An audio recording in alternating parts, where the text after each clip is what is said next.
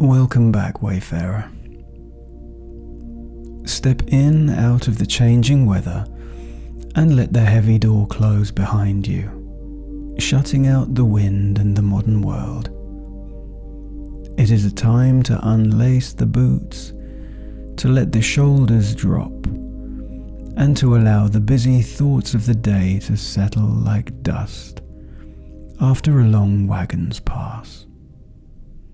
Tonight we are returning to our slow journey northward, picking up our stride from the quiet market square of Shipston-on-Stour and tracing the gentle mist-veiled path towards Stratford-upon-Avon. We will walk the dirt tracks of a late-Georgian landscape, listen to the rhythm of the river meadows, and feeling the deep, grounding weight of ancient stone beneath our feet. This is a space for your mind to drift, an unhurried path where each mile is a step closer to absolute stillness. So make yourself comfortable, breathe in the cool, quiet air of the evening, and let the steady cadence of the road carry you away.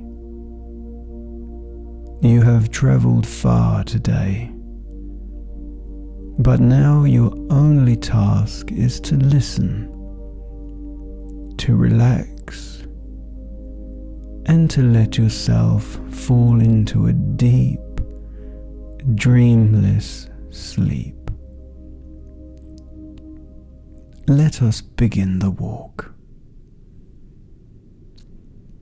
The morning air in Shipston-on-Stour carries a heavy, river-borne dampness that clings to the wool of your collar and settles like fine dew across the smooth, worn leather of your boots.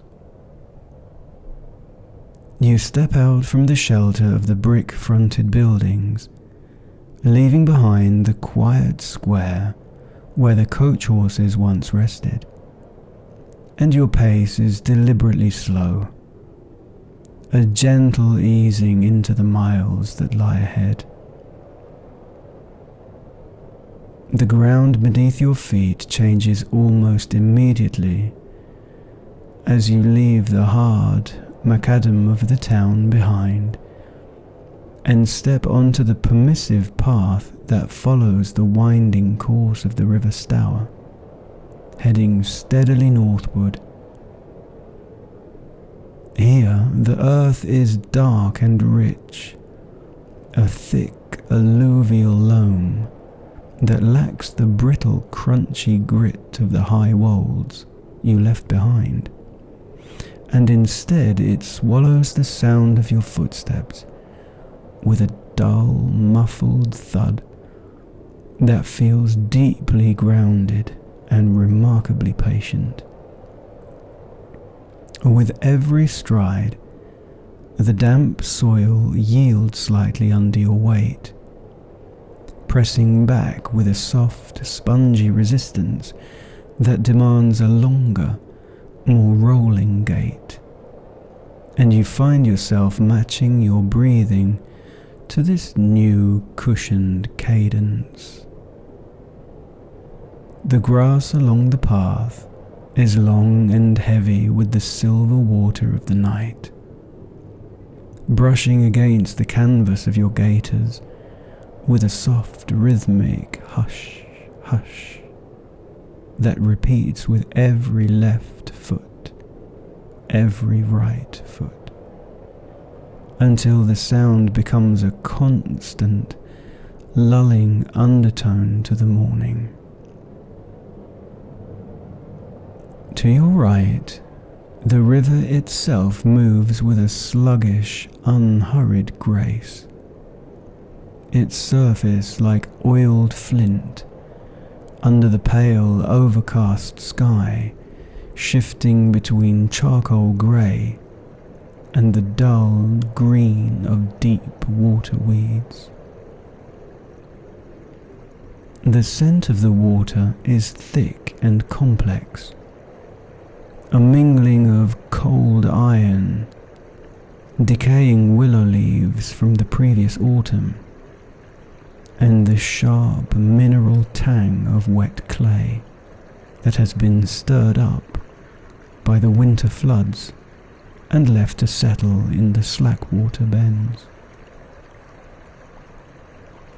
It is a smell that speaks of the lowlands, a complete departure from the clean, wind-scoured stone scents of Stour-on-the-Wold, and it settles deep in the back of the throat, reminding us that we are walking through a valley that has collected the runoff of the hills for thousands of years. You stop for a moment by an old wooden stile,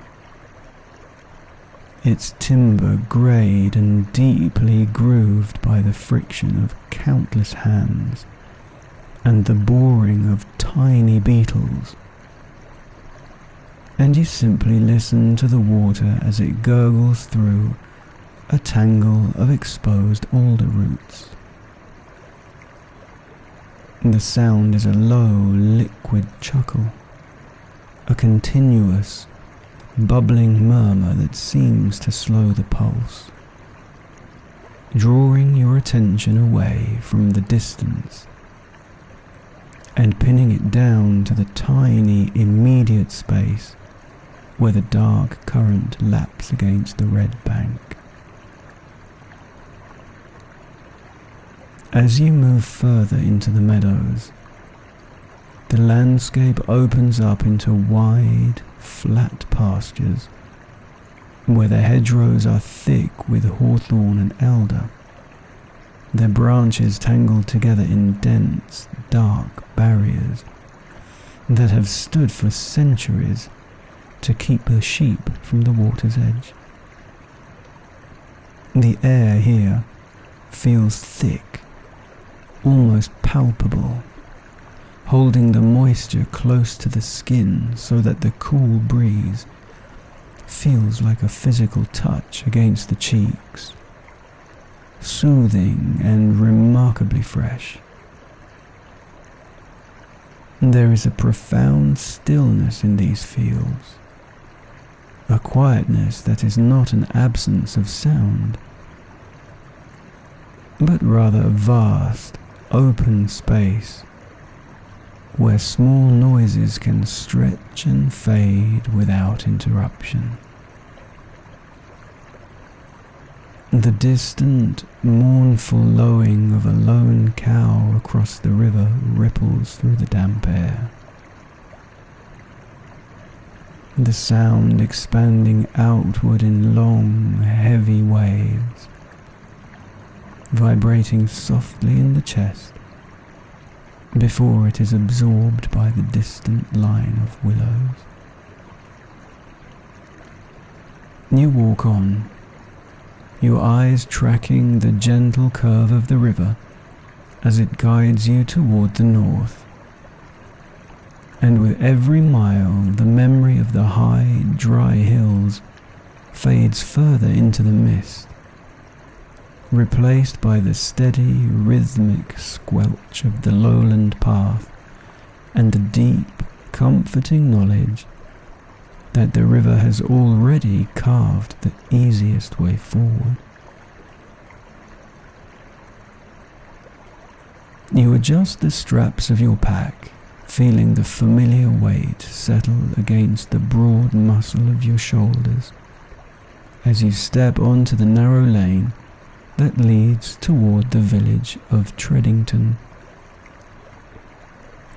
The transition from the open, waterlogged meadows to the hard-packed gravel of the lane brings a distinct shift in the acoustics of your journey, and you listen as the soft, muffled thud of the river path sharpens into a crisp, rhythmic crunch beneath your soles.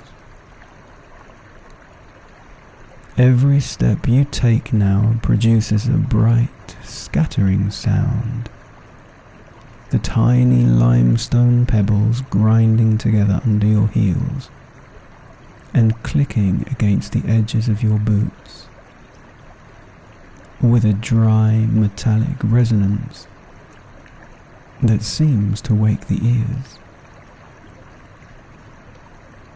The air here carries a different quality than it did by the water's edge.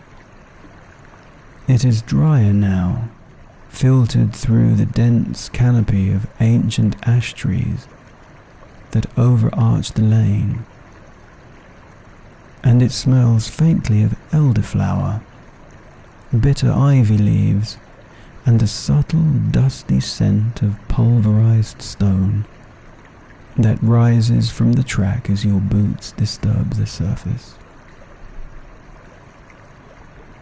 You find yourself slowing your pace just slightly, allowing your stride to match the steady, deliberate cadence of the gravel song, and you let your eyes trace the low, dry stone walls that run parallel to your path, noting how the architecture of the landscape is beginning to shift. The golden, honey-coloured limestone of the high Cotswolds is beginning to give way here, yielding to a darker, heavier material that speaks of a different geological story beneath your feet. You stop and rest your hand against the top of a low wall, feeling the rough, abrasive texture of the stone against your palm. And you notice how the surface is pitted with tiny, ancient thumbprints of fossilized shells and grey iron stains. This is the transition stone, a hard, grey, lias limestone that has been quarried from the shallow pits of the Stour Valley, and it feels remarkably cold to the touch, holding the chill of the earth long after the morning sun has begun to break through the high, pale clouds. Your fingers trace the ridges of moss that have taken root in the mortarless joints, soft, velvet cushions of deep green that are damp with trapped condensation. And you appreciate the sheer, silent weight of these barriers that have marked the edges of these fields for generations. There is an immense grounding comfort in the permanence of this masonry, and as you lift your hand, you carry the faint, earthy scent of dry stone and lichen on your skin, a physical reminder of the country you are traversing.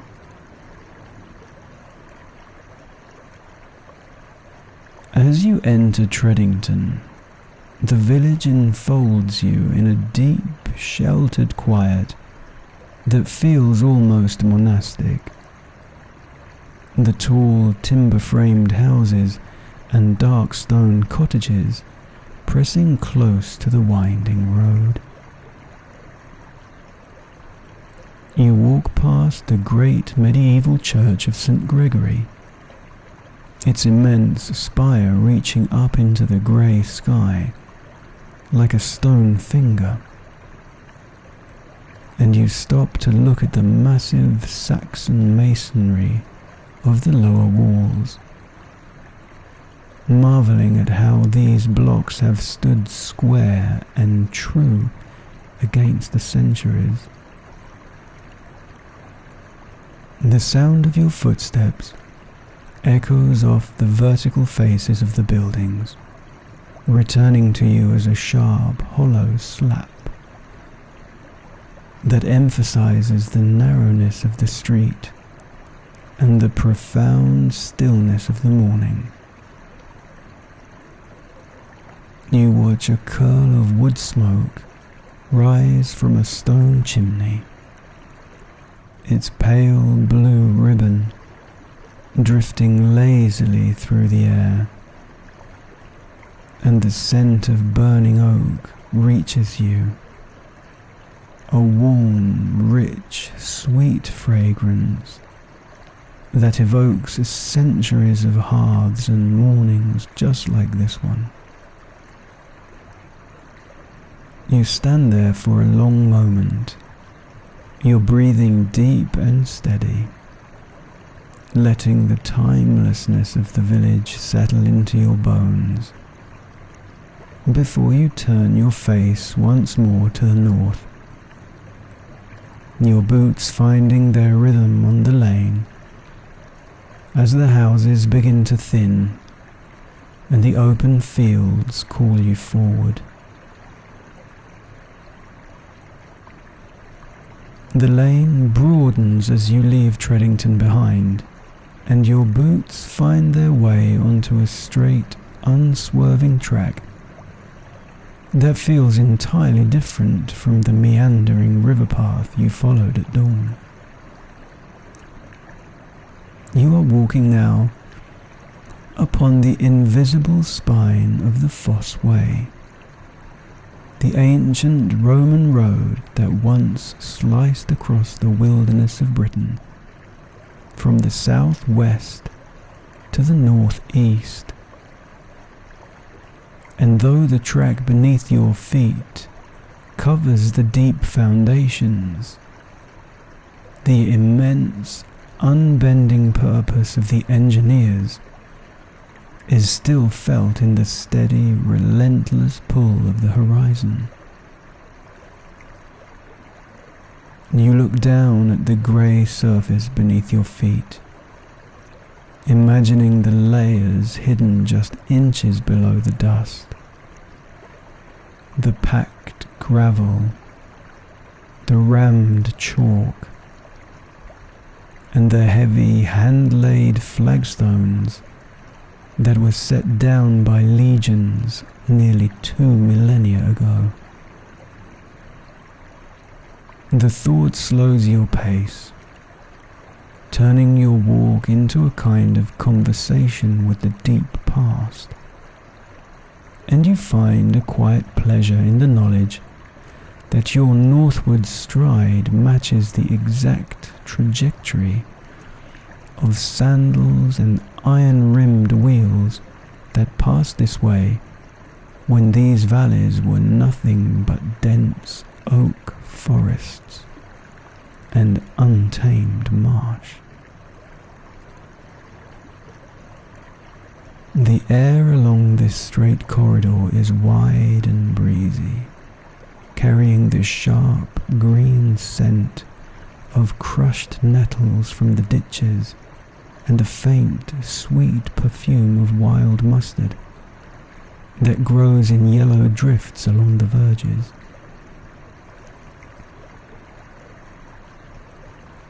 As the road guides you gently down toward the village of Newbold-on-Stour, the straightness of the Roman line softens into the organic curves of an old English farming settlement,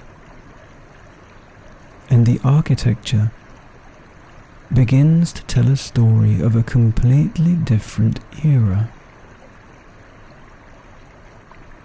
You pass the first outlying cottages, their timber frames exposed like dark ribs against walls of wattle and daub, and you notice how the massive oak beams are subtly curved and warped by the immense weight of the centuries they have carried. These are the markers of the great wool boom of the late Middle Ages, a time when the sheep that grazed the surrounding hills brought an unprecedented wealth to this quiet valley, transforming simple hamlets into permanent monuments of oak and stone. You pause by a low-fronted house with a steeply pitched, thatched roof, and you look closely at the timber framing, spotting the ancient carpenter's marks, deep Roman numerals gouged into the wood with a racing knife 500 years ago, so the builders knew exactly which joint met which mortise. The scent here is deeply nostalgic and wonderfully heavy. It is the aroma of damp straw from the thatch, the rich, oily smell of old woolens drying near an open window, and the faint, malty sweetness of brewing that seems to linger in the very bricks of the old malt houses. You walk deeper into the village, your footsteps making a clean, hollow sound against the blue brick pavements. These bricks are dark, almost plum-coloured, with a cross-hatched pattern stamped into their surface to prevent horses from slipping in the winter frost. And you can feel the rough geometric ridges through the soles of your boots, providing a crisp, tactile grounding with every step. You stop outside the old coaching inn, its wide archway standing as a silent reminder of the days when the Royal Mail coach would thunder through here from London. The horses lathered in sweat, and their iron shoes striking sparks off the cobbles.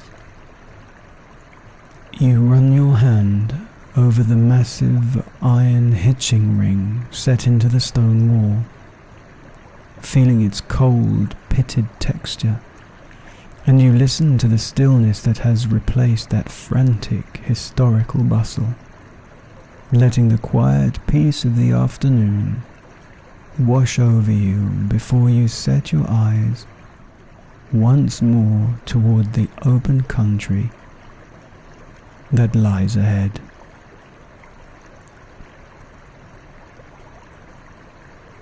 The straight, unyielding line of the old Roman ridge carries you forward, but the surface beneath your boots is now a deep, sun-baked earth, heavily scarred by the passage of broad-wheeled stage wagons and the narrow, cutting ruts of country gigs.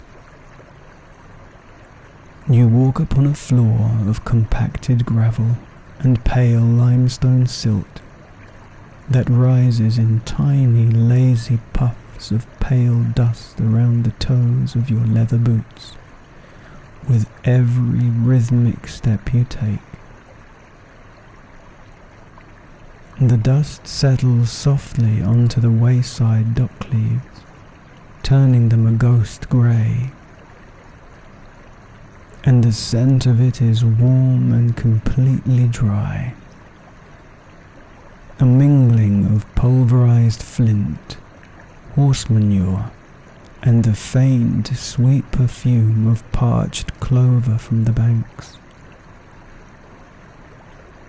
Your stride finds a loose, easy cadence in the dust, the sound of your walking reduced to a soft, scraping slide that feels entirely at one with the slow, agrarian pulse of this Georgian countryside. To your left and right, the enclosures are still relatively new. The neat, quick-set hawthorn hedges standing sharp against the sweeping pastures where the vast flocks of Cotswold sheep, the Cotswold lions with their long, heavy fleeces, graze the slopes in silent, woolly drifts.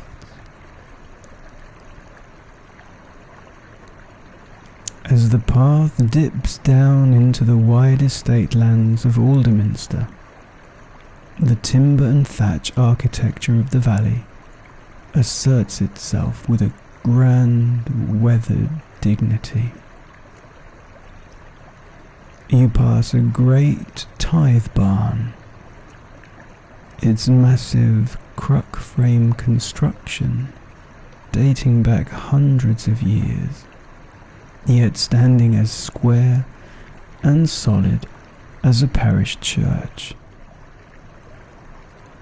The oak timbers have weathered to a silvery bone-white hue, their surfaces deeply grooved by the sun, and split by long vertical checks that you can run your fingers into, feeling the cool, hidden heart of the wood. The infill between the massive beams is not brick, but a rough, hand-plastered wattle and daub made from local clay, chopped straw and cow hair, all coated in a thick, flaking layer of yellowish lime wash that smells faintly chalky and damp in the shadows.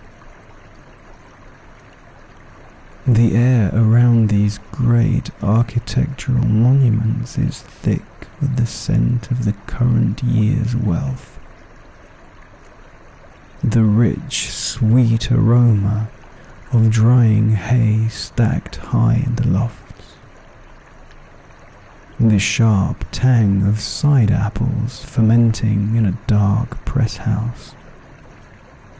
And the greasy, earthy smell of raw wool that still clings to the timbers of the shearing floors. You pause by a stone water trough, fed by a trickling spring that emerges from the hillside, and you watch the clear water ripple over a bed of green, velvety moss. The stone of the trough is a dark, iron-stained lias limestone, pitted and grooved where the local teamsters have sharpened their pocket knives over the generations.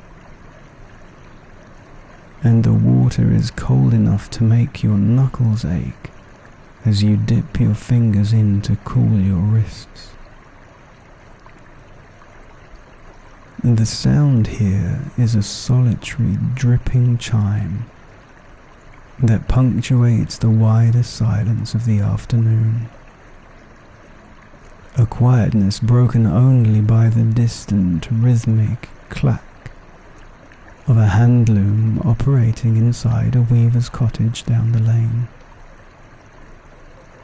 That steady mechanical thump is the heartbeat of the village, a reminder of the cottage industries that turned the wool from the surrounding hills into broadcloth long before the great mills of the north were ever conceived. You let the cool water dry on your skin, the fresh breeze from the Stour Valley bringing the scent of wood smoke and damp earth as you turn your face toward the northern horizon, your boots catching the slow, rolling rhythm of the dirt road once more.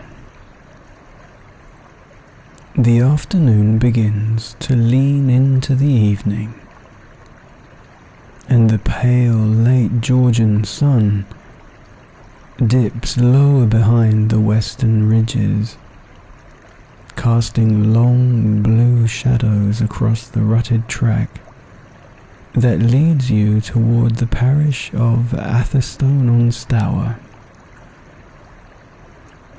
The ground beneath your feet has grown progressively damp as the road approaches the confluence of the Stour and the wider waters of the Avon, and the dust of the midday miles settles into a dark, pliable clay that cushions the strike of your heels. Each step now has a deliberate, suctioned weight to it. You can hear the soft, rhythmic schluck of the damp earth releasing your leather soles, a sound that feels deeply synchronized with the heavy, unhurried breath of the landscape. The air is cooling rapidly, losing the dry warmth of the afternoon and taking on a crisp, liquid clarity that sharpens your senses to the smallest changes in the environment. The scent of the valley shifts once more, moving away from the dry straw and wood smoke of the villages, and turning toward the clean green smell of crushed river mint, wet dock leaves, and the deep, cold mineral tang of the rising river mist. You approach a small humpbacked bridge built of the local blue lias stone, its single arch spanning a slow-moving tributary that feeds the Stour. The bridge is narrow, built precisely for the width of a single farm cart or a string of pack horses, and the stone parapets are low and rough, covered in a pale green crust of cup moss and dry, flaky liverworts. You lean against the cold masonry, feeling the chill of the stone penetrate through the wool of your sleeves, and you look down into the sluggish water below. The stream is choked with reeds and long, tattered ribbons of water crowfoot that sway in the slow current like dark hair, and you can hear the tiny rhythmic plip, plop of water droplets falling from the mortar joints in the dark pool beneath the arch. This is a landscape shaped entirely by water and the slow generational labour of the men who dig the drainage ditches and clear the willow car, and you feel an immense sense of peace in the absolute stillness of this watery valley, where nothing moves faster than the current, and nothing speaks louder than the breeze in the rushes.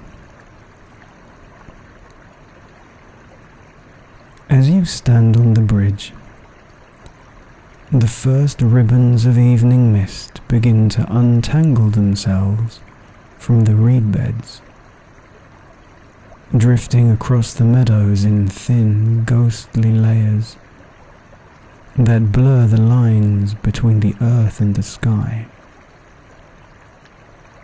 The horizon softens. The distant rows of pollard willows fading into charcoal smudges against the pale lavender of the twilight,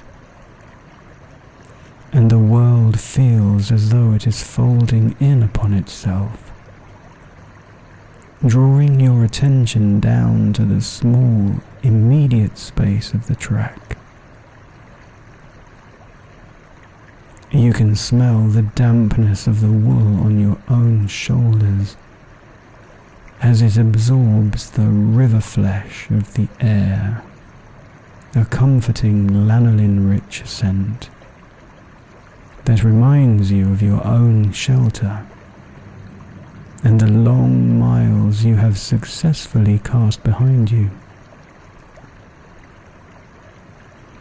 The quiet here is profound, a vast open silence that seems to magnify the distant, lonely cry of a lapwing tumbling over the ploughed fields to the north. You push off from the stone parapet, your boots finding the dark, damp track once more, and you walk onward into the gathering dusk, your stride steady and rhythmic, letting the slow clock of the turning earth guide your feet toward the crossing of the Avon.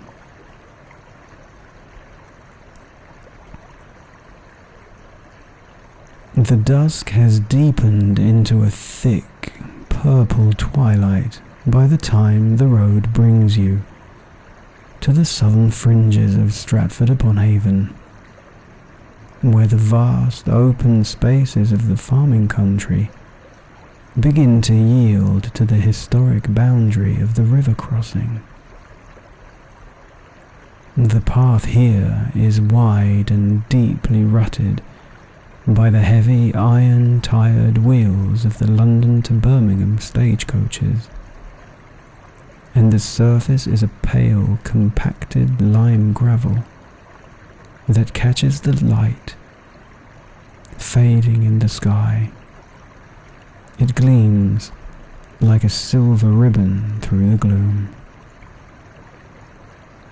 Your boots make a distinct, hollow scrunch crunch on the harder ground, a sharper and more purposeful sound that echoes softly off the high brick walls of the orchard enclosures that line the entrance to the town. The air is remarkably cold, holding the immense, damp weight of the River Avon, which lies just ahead, and it carries the rich, pungent scent of the town's ancient industries. The sharp, vinegary tang of brewing malt from the waterside kilns, the bitter aroma of oak bark from the tanner's pits, and the sweet, comforting smell of seasoned ashwood burning in dozens of kitchen hearths. You reach the foot of Clopton Bridge, the great medieval stone structure that has spanned the Avon since the days of King Henry VII, and you pause before stepping onto its narrow, multi-arched span. The bridge is a monument of pale, weathered Cotswold limestone, its 19 arches standing like a line of silent sentinels above the black water. And in the dim light, the stone looks almost luminous against the dark backdrop of the river meadows. You run your hand over the rough, cold masonry of the pointed cutwaters, feeling the deep gouges and scars left by centuries of passing barges, and the heavy timber rafts that float down from the northern forests. The sound here is completely different from the quiet trickling of the Stour. The Avon is a wide, powerful river, and you can hear the deep, heavy rushing of the current as it breaks against the stone piers, a continuous, low-frequency hum that vibrates softly through the soles of your boots and fills the entire night air with a sense of immense, unhurried power. You begin to walk across the long bridge, your footsteps taking on a resonant, ringing tone as they bounce off the stone parapets and the hard-set flint cobbles of the roadway.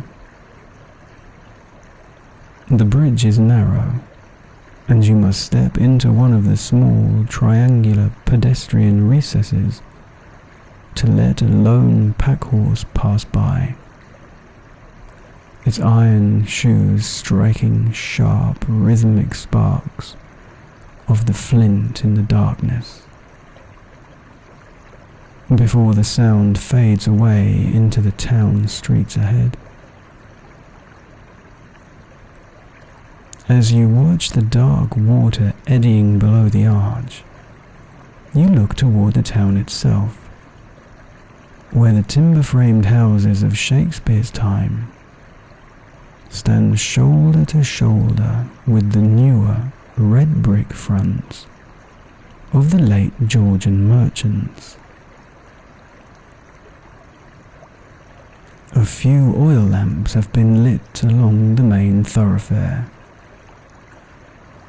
their small amber flames casting long, trembling reflections across the damp river mist. And the sight provides a profound sense of warmth and arrival. You take a deep, steady breath of the cool, mist-laden air, letting the ancient rhythm of this crossing place settle your mind, before you turn your boots off the bridge and into the quiet lanes that lead toward the north, ready for the final stretch of the journey.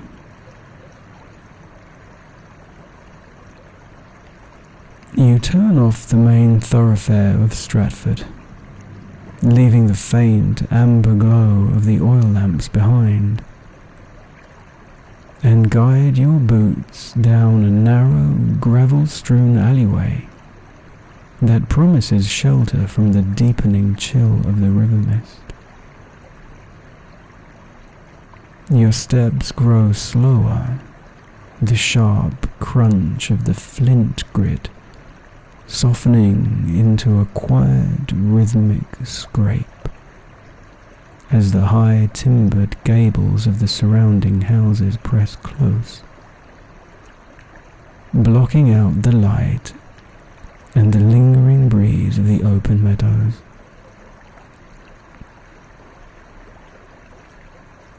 You find your way to a small, secluded courtyard tucked away at the very edge of the town, where a single gnarled wisteria vine climbs the wall of a sturdy limestone cottage, its thick, twisted branches clinging to the rough masonry like ancient ropes.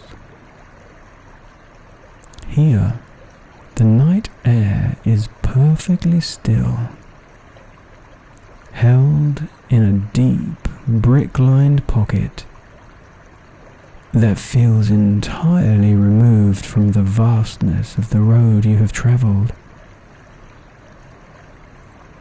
You reach up and pull back your hood, feeling the cool, damp air finally meet your skin,